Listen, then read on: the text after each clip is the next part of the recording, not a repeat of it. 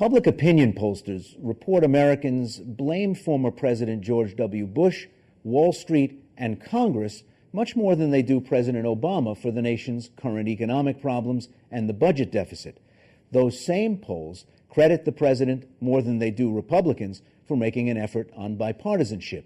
But they feel the president hasn't offered a clear plan on job creation, an issue that's resulted in Republicans gaining an edge on handling the economy. So what lies ahead? What's the future of the nation's economy and its long-term effect on politics? Mike Gonzalez. CNN, which is really not the Fox News network, reports that 44% of Americans want President Obama to be reelected, 53% do not. I want President Obama to succeed in leading this country to have full employment, economic success. The president and the Congress really do need to change their policies. They really need to go back to what has worked, drop Keynesianism, drop what has not worked in the Soviet Union, has not worked anywhere. Why would it work here? I was with you all the way up until the Soviet Union. I'm talking about central command. I'm talking about the government really thinking it knows better than the private sector. That's what that reference is. The guests we've had on this program from the administration say, in response to a point like that when we got here, the house was on fire and we couldn't go sit in the living room and discuss approaches toward fire prevention. We had to just start throwing water at it. Is that a fair depiction of what greeted them on January 21st, 2009? First, do no harm, and then when you're in the middle of a fire, try to put it out. As I've said in this show, I don't really think the government really is very good at creating jobs. I think the private sector is good at creating jobs. I think the government is good at creating the conditions to allow the private sector to create jobs. Well, that's fair, isn't it, Heidi? I mean, the federal government not really that good at creating jobs. And that's why we need more spending in order to stimulate things to get the private sector going again. And you said it earlier in the show that you were concerned that government spending crowds out private investment. That's right. That is only true when we're at full employment. Right now, we're nowhere near full employment. Private investment isn't happening. So the government steps in and does its own investment, and there's nothing to crowd out because no private investment's going on. When you're not at full employment, it is the perfect time for government to step in and do stuff. It actually crowds in private investment, gets private investment going. It's the jumpstart to get the private economy to take over. 5 That's seconds. what stimulus I'm sorry, I didn't mean to interrupt. Not at all. The entrepreneur cannot come in, will not come in, if he or she does not know what the government will do, what the rules of the road are. This is where government intervention really hurts. Sorry, I just wanted to add that. Again, a fair point. Predictability, stability, longitudinal, that is, lasting conditions so people can make plans that really work next year, the year after that, and the year after that. He makes a fair point, doesn't he?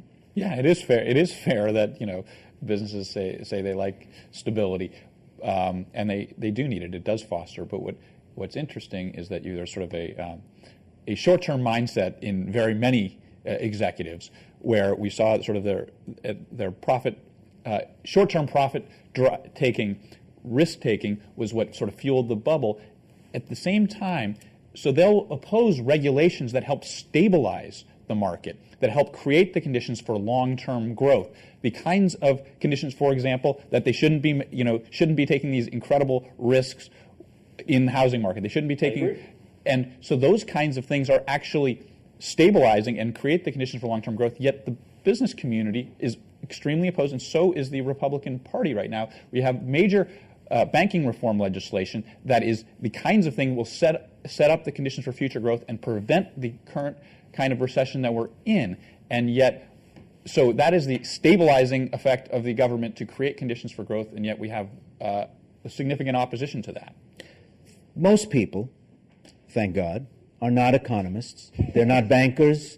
They're not people who sit around and create paper to sell to each other and make mountains of money. They get up every morning and go do something, and in the end of a week or 2 weeks, they get some compensation for that. They don't feel yet like the end of this year is going to be better than the beginning of this year. Many of them feel like the last 3 years or 5 years were a rough loss, and they're not thinking about just November, December being better than January, February. They're thinking about having money again. Will my house be worth money again? Will I be able to pay my mortgage without being afraid again? This stuff at the top is important. It matters.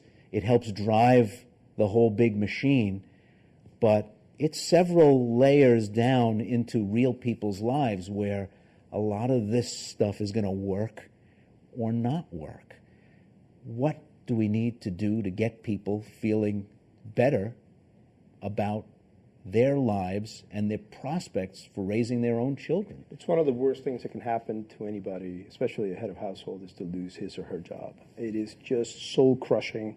It's very difficult to get up in the morning, put on a happy face, and go look for a job. You know, your heart really has to go out to them. You just hope the people in power do the right thing.